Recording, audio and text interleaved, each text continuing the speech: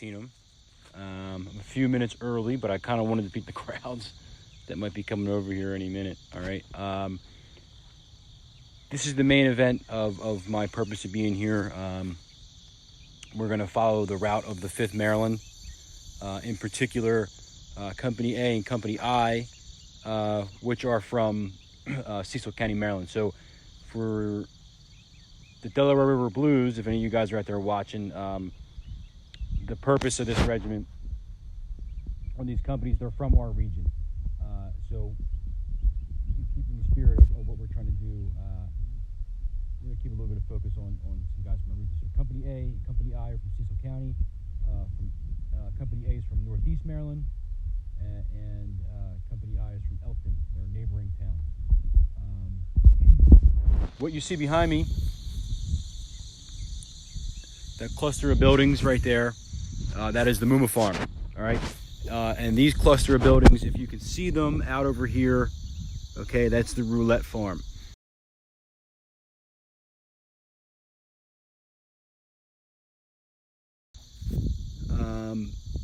And I want you to see the terrain. I want you to see the way it flows, the hills, the grade, and I want you to really take notice that there's a sunken road over there. So if you look at maps, if you're looking at maps of this battlefield or hearing descriptions, they make it sound like it's a much bigger place than it is.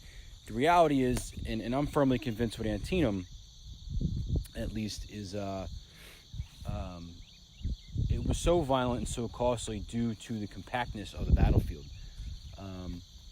So just to give you kind of another glimpse, I mean, there's the visitor center, and about 50 yards beyond that's Dunker Church. So, I mean, this is not a big battlefield in any sense of the imagination. So to kind of tie in with what we're going to do, this is not going to have as many stops as the Iron Brigade March. This is actually going to be a lot less stops with a lot more talking, in theory. All right, so if you're looking out over there at the Muma Farm again, that is where the 3rd Division of the 2nd Corps, under a guy named William B. French, all right,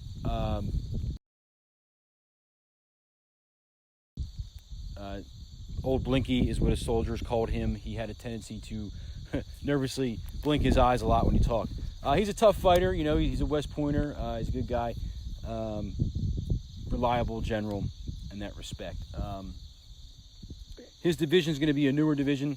It's going to be made up of a lot of green troops, so you're going to have the brigade that we're going to be focusing on under Brigadier General Max Weber, who is German-born. He's an immigrant to this country. He's in his brigade's going to be the 1st Delaware, who has never seen combat, the 5th Maryland, who has never seen combat, and the 4th New York, who also has never seen combat. These troops were used in garrison in some capacity before the Battle of Antietam. The brigade after him is going to be under a guy named Morris. Also a fairly green brigade. In there, you're going to have the 14th Connecticut and the 130th Pennsylvania. All right, to the 130th, 132nd. I will get clarification on that shortly. Neither one of them had seen combat either. And he's got a few other regiments in there. The only brigade in that division that had seen combat was under Nathaniel Kimball. They were known as the Gibraltar Brigade. That includes 8th Ohio, the 7th West Virginia, and among some others. These are your only veterans within that division, and they're in the 3rd line. So French stacks his brigades up, one in front of the other. Weber and the 5th Maryland in the front. They're going to cross over at the upper ford there.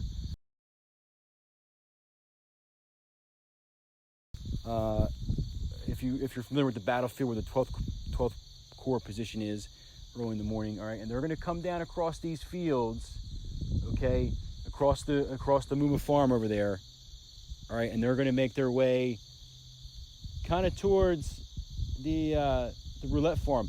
And this field in front of us would have been the 5th Maryland, okay? Where I'm standing is the general area of the 1st Delaware. To my left, okay, is the 5th Maryland, and beyond that would be the 4th New York, okay? So I'm going to read a little bit of an account of a guy named J. Polk Racine, who was here. He was in company, he's either A or I. I'm sure Bill will text me and let me know. All right, so this is what he writes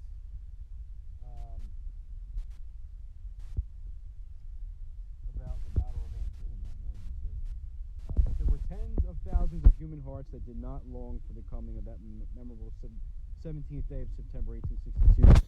The long roll was beat that morning in earnest, not for dress parade or drill, but for mortal combat. The cannon roared, the musketry rattled, general staffs, hundreds of them, galloped their horses up and down the line, with orders from their chiefs to different officers. Few persons who were not there, have any conception of the length of the line of a battle like Antietam. Now, keep in mind, this is his first battle.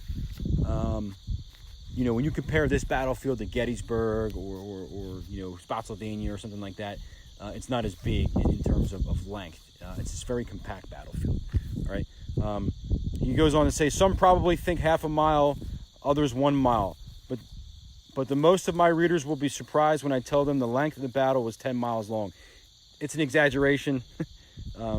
Antietam itself isn't even 10 miles long. So, but what he's trying to, I guess, give you guys is a scope of just the amount of soldiers that were out here, which is, it's hard to picture because it's such a beautiful place. But this was packed, jam-packed with soldiers, okay?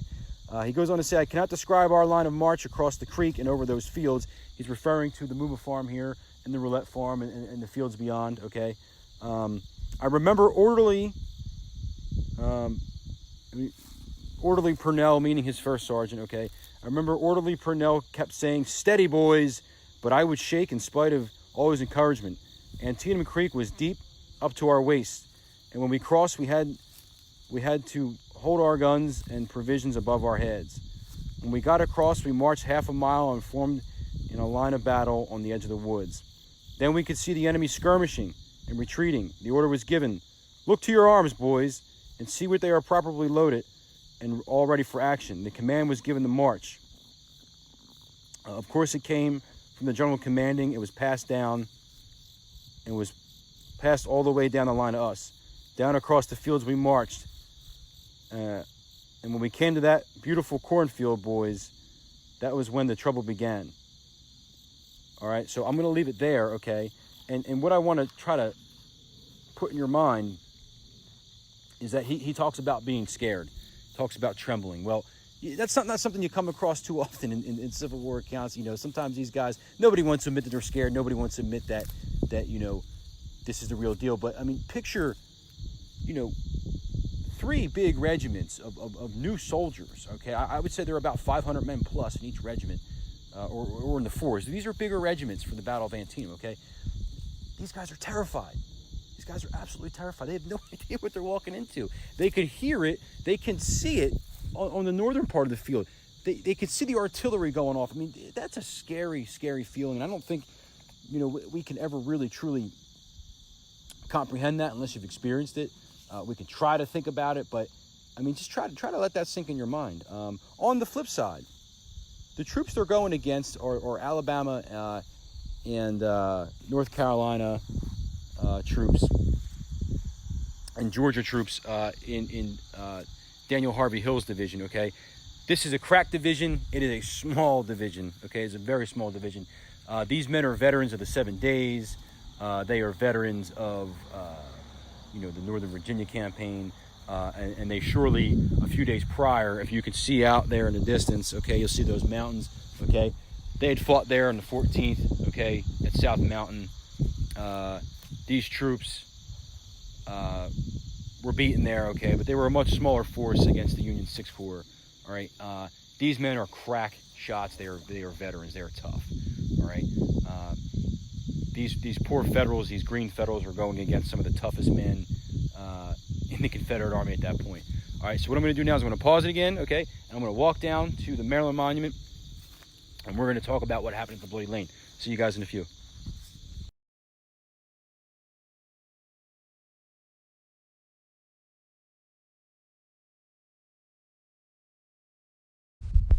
All right, guys, I'm back. A little bit of a walk, so to put things in perspective, we came from that direction. All right, we followed the advance of Weber's brigade in. The Roulette farm is now behind us. Okay, guys, I know the picture quality is bad. I'm trying to film this and talk and read notes all at the same time. Doing my best, though. So, I want to point out behind me, all right, the roulette farm. That is a key position in kind of an untold story here at the Battle of Sunken Road. It is a landmark. There is a road that runs next to it, okay? It's called the roulette farm lane, right? The barn itself, which I don't know if you can kind of see it or not. I'm not really sure if you guys can see that.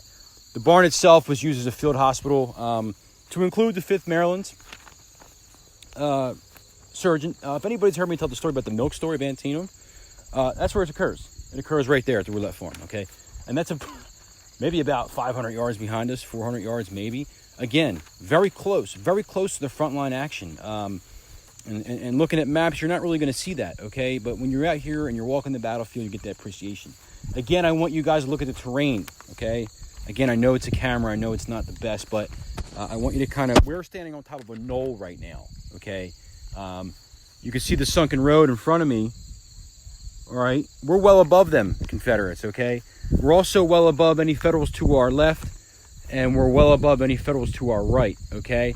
And anybody's behind us. We're on top of a knoll, which is a beautiful, beautiful position for the Federals.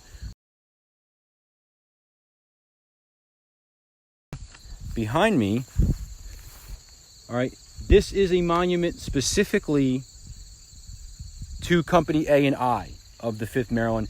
These are the two companies that are from the Delaware Valley area, okay? So these men thought enough of their two companies from Cecil County to erect their own monument, whereas the actual regiment's monument is down this way more to my left. All right, so what I want to point out is, again, you're looking at me, you're watching me here. I'm going to turn this camera around, okay, and you're going to see how close we are to the Confederate position. This is about how close they needed to be for the Confederates to fire because of the terrain, right?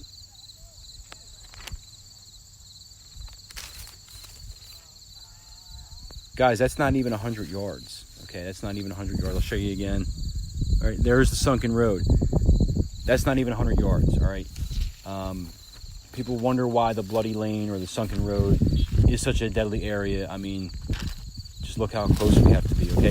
That doesn't mean that it was this close all along the line. It's just in this particular location is that close. So as they're advancing across those fields, the Muma Farm and the Roulette Farm fields, okay, they're going to get the order to fix bayonets, all right? This entire 3-regiment brigade, the 4th New York, 5th Maryland, 1st Delaware, are going to fix bayonets. For you Delaware types out there, Mark, I see you watching. I know you like the Delaware guys.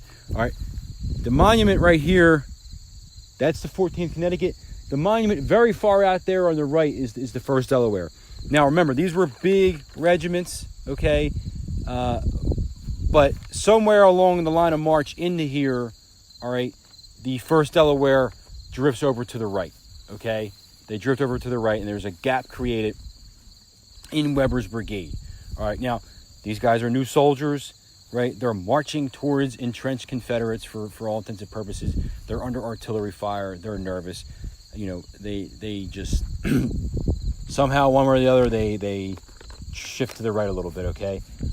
That's going to come into play a little bit later into the story here, all right? So, they describe pastures and apple orchards, okay? You know, all the farm fields are still here, guys. They're not the same, they don't grow the same crops every single year. So this year it looks like there's green beans out there. I don't see a cornfield that they describe so much about the 5th Maryland here, but I'll point that area out to you in a minute, okay? So John B. Gordon, okay, so Daniel Harvey Hill is watching these approaching Federals come on, the 5th Maryland in the center here. And he's going to say, as he's watching these troops march towards his division, all right, and just to give you a heads up too, Harvey Hill has about 2,500 Confederates in this lane. That's his force, right? That's what he has to hold the sunken road with. French is coming at him with 5,700 men. Okay, so Hill's outnumbered 2-1. Military theory tell you if you're going to take if you're the attacking force, you're going to need 3-1 odds. All right, the 2nd Corps has those odds, but, you know, it's just French's division right now deploying. So Richardson, for those people that are in the Irish Brigade and Caldwell's Brigade and, you know, so forth, they're still making their way over. They're not quite on scene yet, okay? So, and they'll attack over to the left more later on. But initially, it's French's division. Now, the reason French's division attacks here, again, is, you know, they're told to go support Sedgwick. They lose sight of Sedgwick on a smoke-filled battlefield. They see Green's division, right, over there where the visitor center is. You can see it. I don't know if you can see it or not. Okay, and they assume that's Sedgwick. So they see that. They wheel right into towards this position of the sunken road. Okay, so Hill's watching this movement go on. He sees the bayonets glistening. He sees the flags unfurled. These Federals are in a full battle line now, and they're marching towards his position. Okay, and he says they came on with all the precision of a parade day. All right. So there's Hill. He's a veteran of many battles. He's watching these Green Federals come at him, and he says they're marching across the Muma Farm and Roulette Farm as if they were on parade, which is a pretty good compliment, especially if you know Harvey Hill. He's not one to give many compliments, okay? John B. Gordon of the 6th Alabama, okay? He's directly in front of us, guys. He's right here at the turn in the sunken road, okay? His 6th Alabama is right here where that tree is, all right, give or take a few feet, okay? And he's going to say, in regards to watching this advance, okay, the banners above them had apparently never been discolored by the smoke and dust of battle, okay? So they could tell that the troops coming at them had never seen combat. They can just tell by the flags, okay? And these flags are going to appear, and then they're going to sink down, and then they're going to reappear, right? And these Confederates in that lane down here are going to have to wait till these Federals show themselves. They're going to have to wait till they show themselves in order to take them on, okay? So, unfortunately, that's at a distance of about maybe 40 yards, guys, maybe 30 yards, give or take. I'm not really sure, okay? Now, veteran troops would have realized they would have used the military crest here. They would have laid down, and they would have been able to destroy the Confederates down in this portion of the lane. But these guys are Green. They don't get that, okay? So, what we're going to do now is we're going to talk a little bit about, I'm going to get back into Racine's account there and read you what he saw in this portion. Then I'm going to tell you more about how the battle developed, all right? But the neat thing is the color bearer of the 5th Maryland was himself a conspicuous target. He was over 6 foot tall, 6'5", and he was about 300 pounds. Big guy. And you can see basically how close they got. He's not going to make it too long. All right, so let me dump into... Oh, before I get into the shooting, Colonel F.M. Parker, the 30th North Carolina, who's also in the lane, not directly across from the 5th Maryland, but in the general vicinity. He's going to write... I didn't give the order to fire until the Yankees crossed the ridge, which is what we're standing on right now, okay? Until the Yankees crossed the ridge, and they could see, and his men could see the brass in their buckles on their plates, okay? It's close. It's very close distance. I know I keep saying that, but I cannot reiterate that enough, guys. It's very close distance, okay? John B. Gordon, again, is going to write, when they opened fire... All right, they brought down the enemy as grain falls before the reaper, okay? And if anybody knows anything about a reaper, it's a quick scythe action, okay, and it'll go down. That's how they're describing this at such a close distance. Within the first volley, okay, coming from the Alabamians, North Carolinians, and Georgians down here in the lane, right, 150 men in the 4th New York in one sweep are going to go down. Now, if you watched my walk earlier, you know, I was talking about the 2nd Wisconsin, and they only brought into the battle 150 men, right? So 150 men are lost in one fell swoop right here, okay, on these hills, all right? And these regiments were big regiments. They could absorb that. They could take that hit, but, I mean, imagine the shock of 150 men in your regiment just gone in one instant. I mean, that's pretty insane. All right, John B. Gordon's going to write again. The entire front line, with few exceptions, went down in the consuming blast. Okay, the entire front line of the brigade. All right, for the most part. goes down in the first volley. Goes down in the first volley. All right, that's guys, that's devastating. That's horrible. All right, you don't really recover from that mentally. Okay, these are green troops on top of it. They don't. It's not a good situation. Okay, within 5 minutes. All right, within 5 minutes of cresting this ridge right here and taking that first volley, and within 5 minutes, 400 to 500 casualties are going to occur just in Weber's brigade alone. All right, so within 5 minutes, there's going to be 500 men shot down right here on this hillside in front of these Confederates. Okay, and a lot of that's going to even occur before they even have a chance to shoot back. All right. While that's happening, okay, while that's going down, Morris's brigade is going to push up, okay? Morris is going to start sending his men into the fight to stabilize the line here, Weber's guys, okay? The 5th Maryland's going to take a hit, and they're going to scurry back up to the hill here, and they're going to kind of rally. The 1st Delaware is going to get cut in half, completely cut in half, okay? 1st Delaware, which is out there, fellas, all right? That's going to, if you look at the maps, you'll see a big chunk representing their regiment. If you look at the map on the next page, they're cut in half. I mean, they probably literally lost half their guys out here in these fields, okay? The 14th Connecticut, whose monument's right there where I'm pointing at, right? They're going to come up from Morris's brigade, and they're also green. They're also green. They also have never seen combat. And they're going to get thrown into the breach right there to try to stabilize the line. It doesn't work, all right? They just add more casualties to the list here. All right, so what I'm going to do now is I'm going to read Racine's account, all right, what he experienced here on this hillside. My papers don't blow away. Jesus. All right, my papers are always blown away. It's windy out here today. All right, so, alrighty. Bear with me, guys. I know. Doing it all. Camera angle, narrating, reading. All right.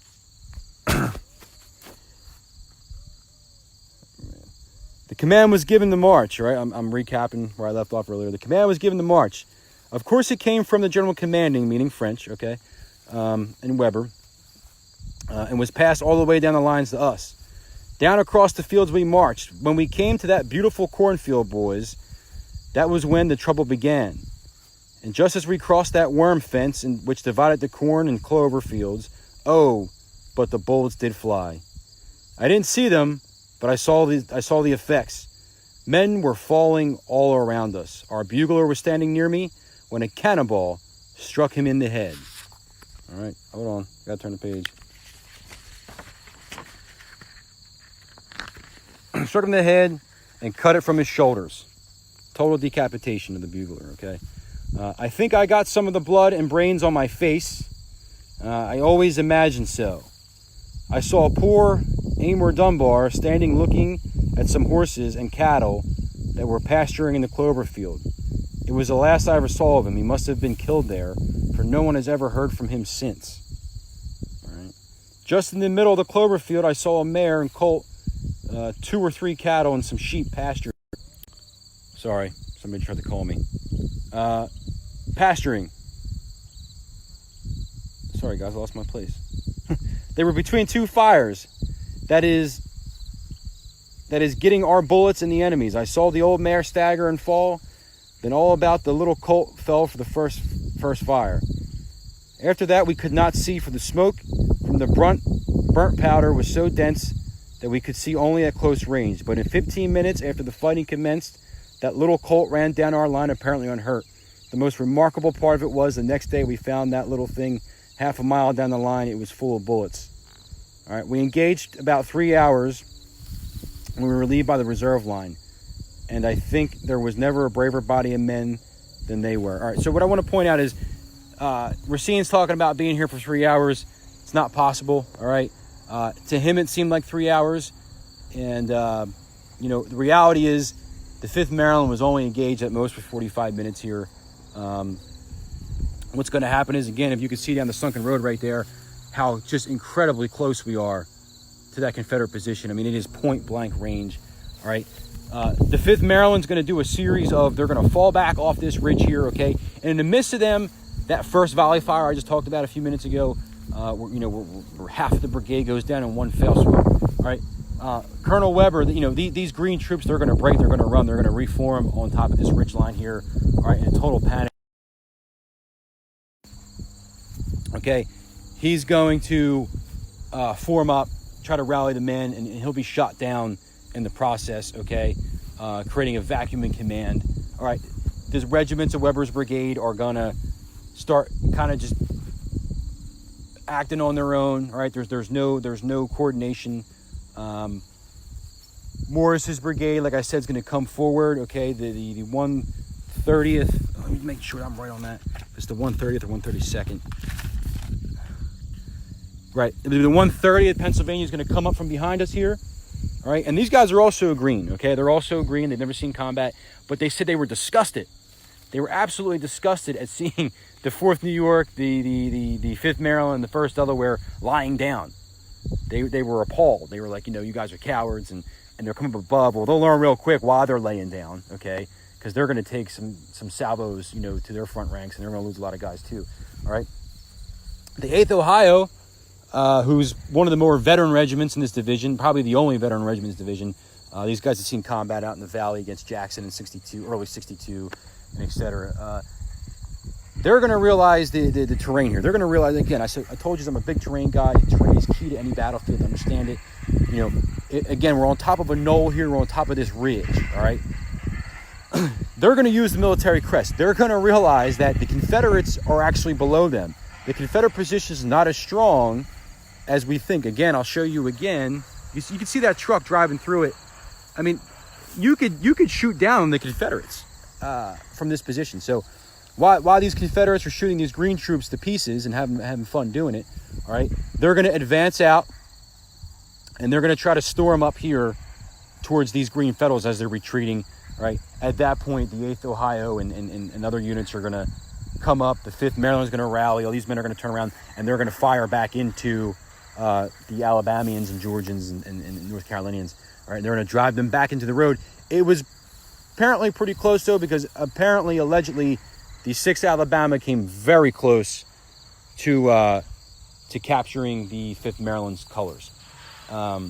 I imagine that 6'5", 300-pound color sergeant probably did go down, and nobody probably grabbed the flag fast enough until they realized, and then they probably got it before the Alabamians got it. So the 8th Ohio is going to use this military crest right here, right? And they're going to stand up, and they're going to start delivering fire down into the Confederates down there, okay? Inflicting atrocious casualties on the Confederates down there. I mean, by the end of the day, we all kind of know the stories. The bodies were stacked 3 deep in the sunken road.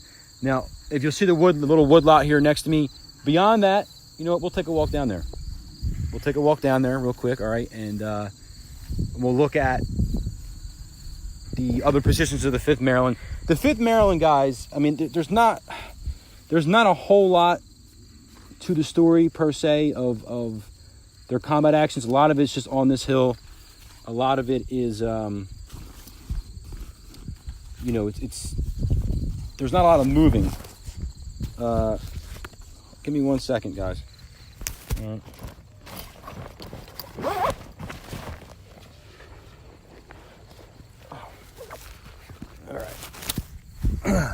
So we'll walk down and I'll show you where the 5th Maryland kind of ended up, and then I'll show you guys where the Irish Brigade attacked and all that. But what I thought was neat about the 5th Maryland and the guy, J. Polk Racine here, okay. He's from Northeast Maryland, or he's from Elkton, Maryland. I forget which. They're right next to each other anyway. It doesn't really matter. All right, they're at the very, very bottom of the Delaware Valley. You have South Jersey, Southeast Pennsylvania, Delaware and Maryland all kind of meet at that one point right there. And what's amazing is, these guys knew other people in other regiments in different states. Why? Because they had lived together, they'd worked together. All right, so he'll write is this: returning to the rear, I went through the cornfield And there, Granville T. Bennett came to me and said, "Come help me carry Henry Moses back to a place of safety." They belonged to the 2nd Delaware. So, this guy knows, this Marylander knows people in the 2nd Delaware. Why? Because literally, if you know where Northeast Maryland is, if you know where Elkton is, you'll walk 100 feet, you're in Delaware. I mean, it's literally on the border. So these guys know each other, all right? I had hunted the old second up the night before, but Hen, as we used to call him, was on picket duty, and I did not see him, and hadn't for over a year. I had looked forward with much pleasure to meeting him, but now to find the playmate of my youth just passing into eternity was too much for me. It broke me all up. He was a son of Henry P. Bennett and a brother to Mrs. W. G. Purnell and Winfield S. Bennett. When we reached him, he knew me, but could not speak. We picked him up as tenderly as possible and started for the rear. Granville said, "Let us take him back to the haystack." It stood on the hill just back of us. But just then a shell struck the haystack and burst, setting it on fire. And it was consumed within a few minutes. We were in greater danger there than at any other time, as we were on a hill where all the shells and bullets were striking. We had been in the valley, and most of them passed over us. So to go to the rear was to run right into danger. We laid our wounded comrade down. Bear with me.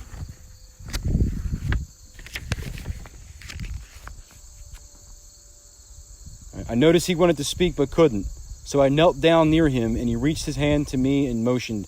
He wanted us to take a ring off of his finger, which we did, and sent it to his sister, Miss Martha Ellen, now Mrs. By. She had presented it to him before he went to war. He died soon after. What could we do? We must desert a dear friend and cousin. He was a cousin to Granville, yes, a double cousin, for their mothers were sisters and their fathers were brothers. So we went back to the woods near a creek. All this time the battle was raging, the big cannons were booming, and the musketry rattling. Brave men on both sides are falling. Yes, falling to rise no more, thousands of them. We don't see them, but we know it. We saw them the next morning and helped to bury them. All right, so where that occurred, guys, I'm going to show you, okay? Doing a little bit of off-road in here. Again, there's the Roulette Farm. All right, there's the road, the Roulette Farm Road. I don't know if you can see that hiker down there walking on it. All right, so the 5th Maryland's going to fall back to this position, this field in front of me here, okay? There's the valley that he just described in that account. Can you guys see that valley? I hope you can. All right. Beyond that is the hill. Okay, see where I'm pointing?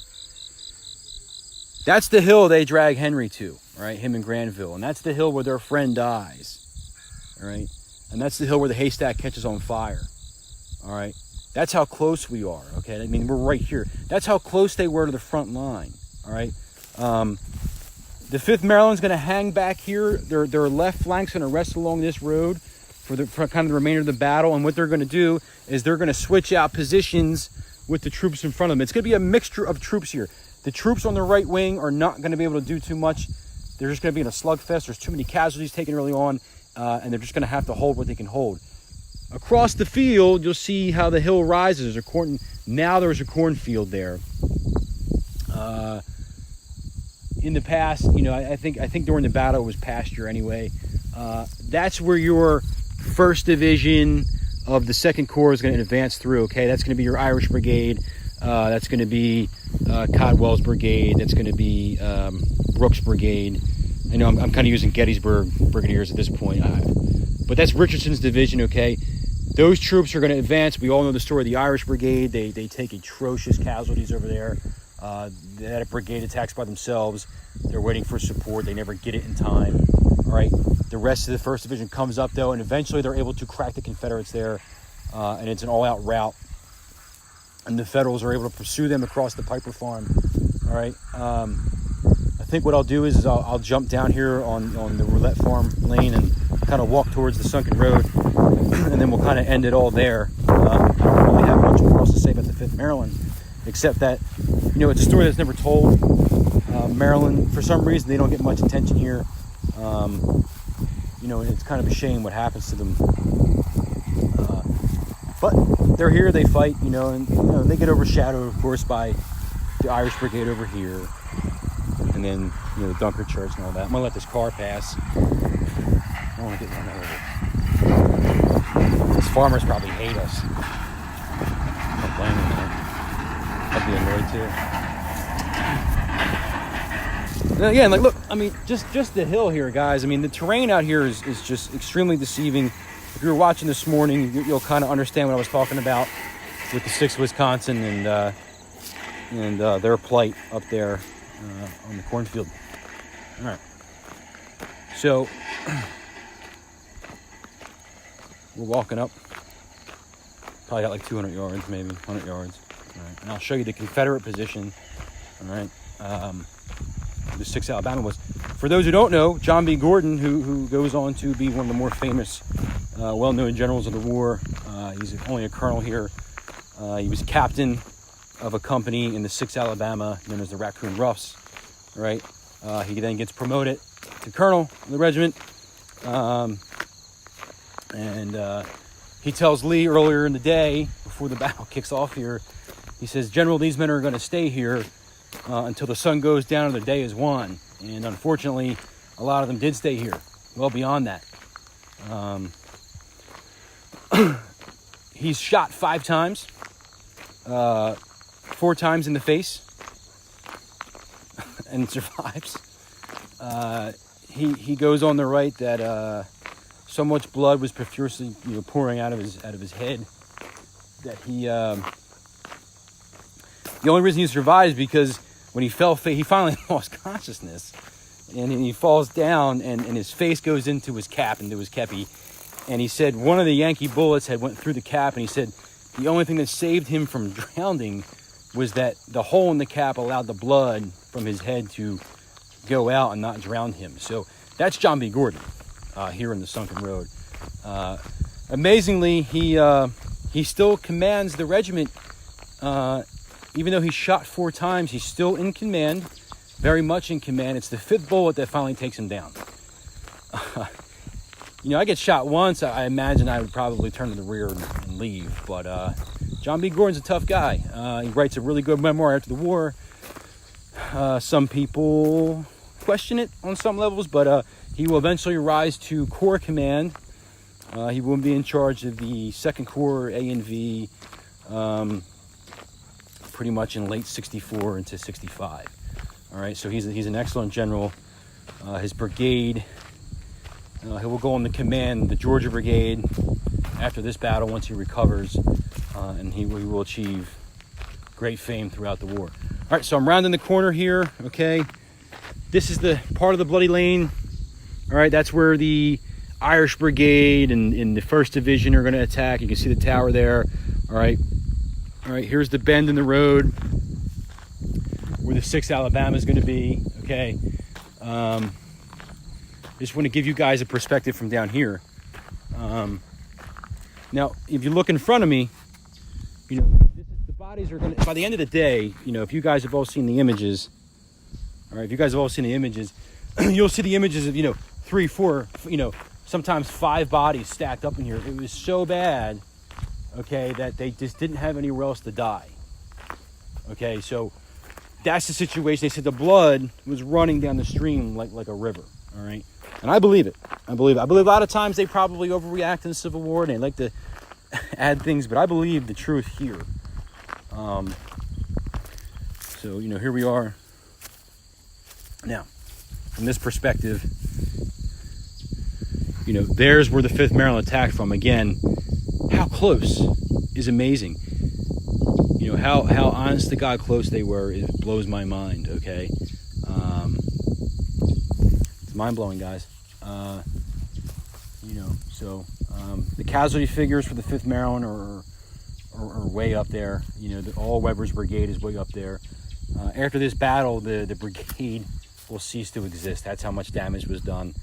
The 1st Delaware will remain. actually, the whole third division is going to be reorganized, to be honest with you. The 1st Delaware will remain. The 5th Maryland will be sent to, they will leave the Army of the Potomac briefly. They will go to Harper's Ferry. The 4th New York, to be honest, I don't know where the 4th New York goes, guys, but, they don't remain in the second Corps, I can tell you that much. The 14th Connecticut's transferred in. The 12th New Jersey is transferred in. They essentially have to make up a whole new division because they are just so shot to pieces here. So shot to pieces here on this little ridge. So the retreat. So they'll fall back. The 5th Maryland and the remnants of the 5th Maryland, the remnants of the 1st Delaware, the remnants of the 4th New York will go back to the Clip Farm, and from the Clip Farm they'll recross the Antietam Creek where they'll rest. That'll be it for them as far as the Battle of Antietam goes.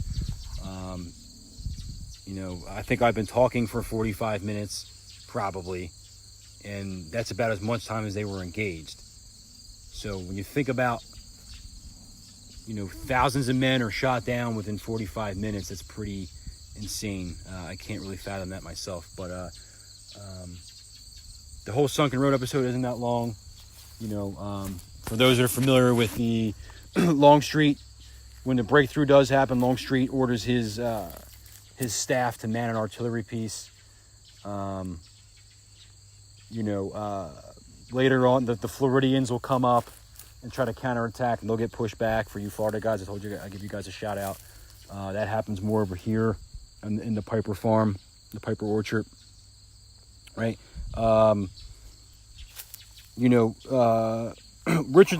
Israel B. Richardson, the division commander of the 1st Division, unsung hero. A lot of the federal failure here to exploit the gap, they kind of put on him. He's killed, not killed. He's mortally wounded in the midst of the fighting, and with his wounding kind of goes the spirit of the attack. And the Federals never fully pushed through here. They never exploit the gap that was made. One of the reasons being they didn't have enough supports to go through. I mean, you entirely chewed up 2 divisions trying to take this position. There were no reinforcements. There just wasn't any. The 6th Corps, who does come, but eventually they're a little. By the time the 6th Corps arrives, gets in the field, gets set up, it's too late. It's too late to exploit this. So, you can blame McClellan, you can say, oh, he didn't push through, or you can blame Sumner, or you can blame the division commanders. But the reality is they just didn't have enough men to push through. Especially when you look at the casualty figures. Yes, Lee didn't have any men either, and that's true. But in my mind, there's just no way you can ask these guys after losing thousands of buddies to push through. All right, so one of my favorite stories, maybe next year I'll do this walk, maybe. It'd be a cool one. Irwin's brigade of the 6th Corps comes up, and the 7th Maine makes this ill-fated charge into the Piper Orchard here beyond me. With the battle's over at that point. I mean, the battle's been over. But Irwin is allegedly drunk, and he sends his men in, and adds another 300 names to the casualty list for no reason. So that's the Sunken Road. That's the nexus of the whole thing. So I'm rambling at this point. But you guys have any questions? Just text me, call me, whatever. I'm gonna head back to the visitor center. Thanks for hanging out with me. It's been a real pleasure doing this. This is besides reenacting, this is my absolute passion. Maybe next year some of you guys will come down and join me.